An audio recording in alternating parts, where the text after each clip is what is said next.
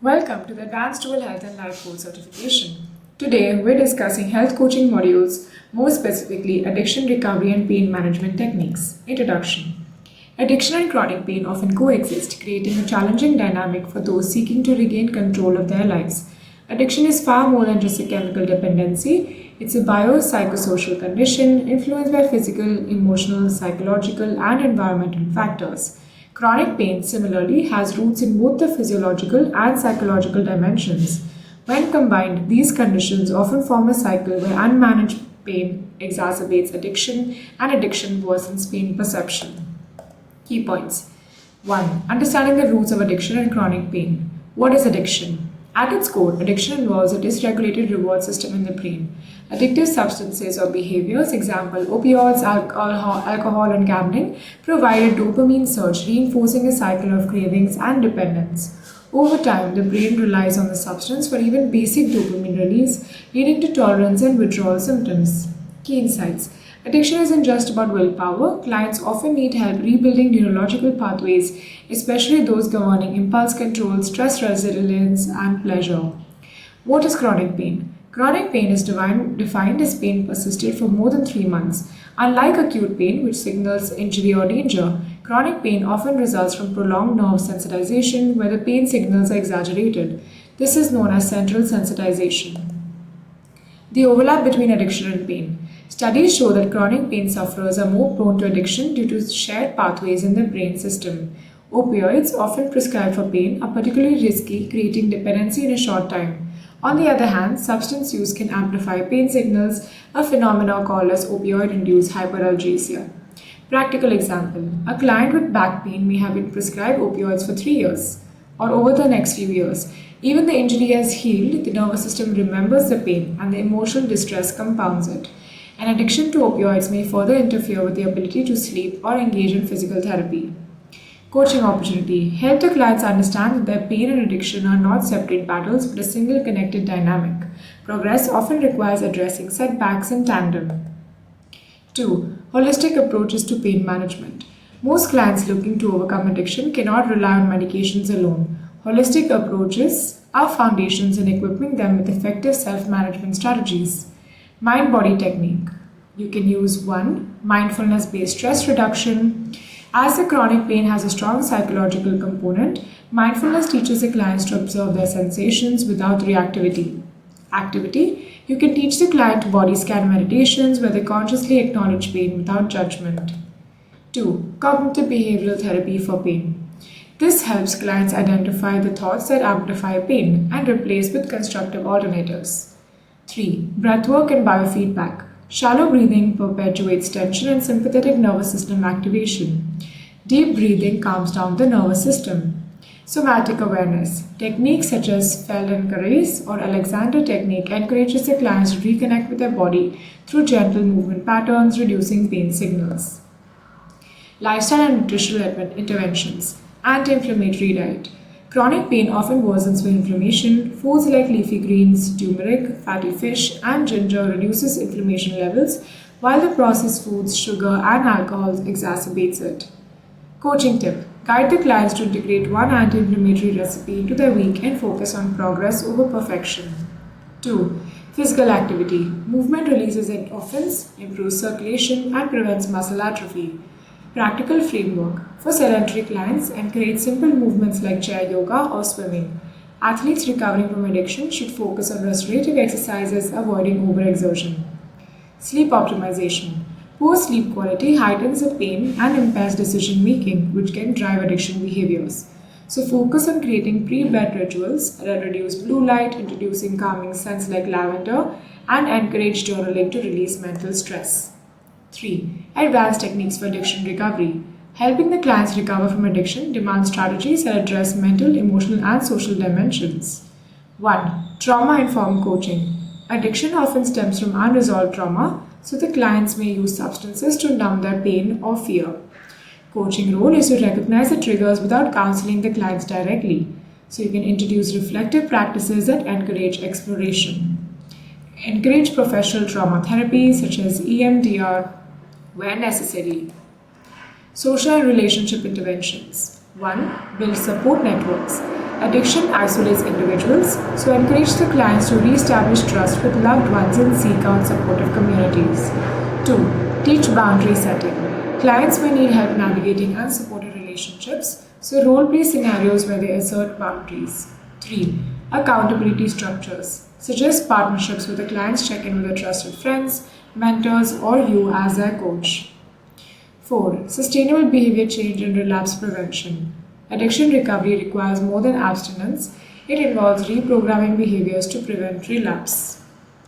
Role of habits and neuroplasticity. 1. Habit stacking. Tiny habits built on existing routines reinforce positive changes. 2. Trigger action plans. Encourage the clients to create preset responses to challenges. Embedding purpose and meaning. For lasting success, clients must find deeper meaning beyond recovery. Encourage the practices that cultivate purpose, such as volunteering, art, or pursuing spiritual growth. 5. Measuring progress and adjusting plan. Recovery is a non-linear process. Success is rarely about reaching a destination, but instead lies in consistent progress towards better patterns. Rules and tools for assessing progress, pain journals, periodic reflection, and celebrating wins. Best practices for judging the effectiveness for coaching techniques. To maximize the impact of these principles, it's essential to consistently evaluate their effectiveness. Here's how to determine whether the strategies are effective while maintaining a client-centered, adaptable approach. Client feedback. What to observe. Method. Encourage open-ended feedback by asking what part of today's session felt more helpful or what could he have done to support next time. Example, a client mentions that the body scan meditation reduces their evening anxiety, so the coach increases mindfulness focus activities. 2. Observational behavioral changes. What to observe. Are clients actively incorporating strategies like journaling, movement, or breath work into their daily routines? Are they successfully replacing old habits with new, healthier ones? Method, you can use habit tracking tools or checklists to monitor the implementation of techniques. Example, a client who relied on smoking to manage the stress demonstrate progress by using deep breathing techniques instead of during high-stress situations. 3. Measuring progress against goals. What to observe. Are tangible goals being met? And is the client consistently moving towards greater resilience and independence? Method, you can set SMART goals and periodically review them with the client. Example, a goal to attend one social recovery meeting per week results in the client participating in new peer support groups, building connections.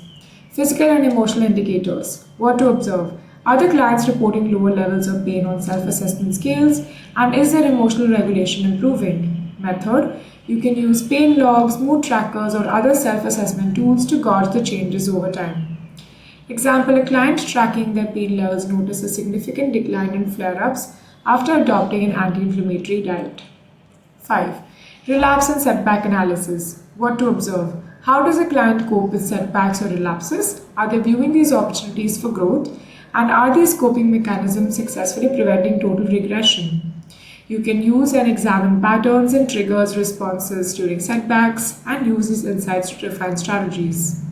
6. Client engagement and responsibility.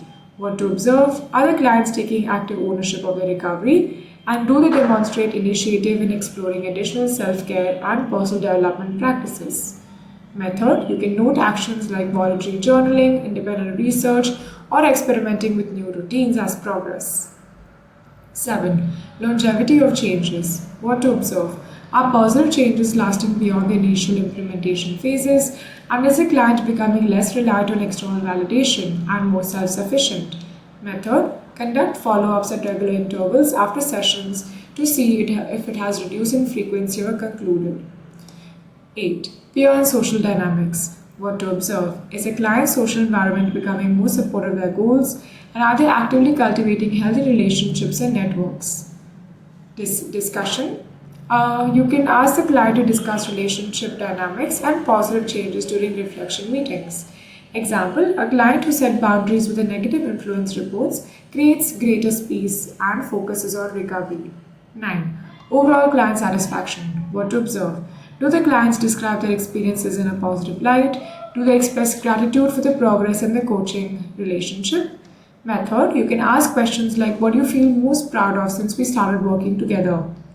Example, a client expresses appreciation for small but meaningful gains like sleeping better or feeling more hopeful. Recovery and pain management techniques remain impactful and sustainable for every client. 10.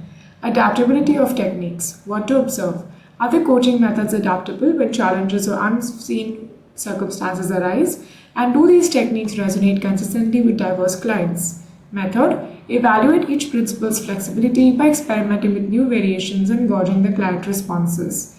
Example, if a client struggles with traditional CBT reframing, coach may introduce visual techniques like drawing to externalize these negative thoughts. Final thought. Supporting addiction recovery and chronic pain management requires commitment, patience, and empathy.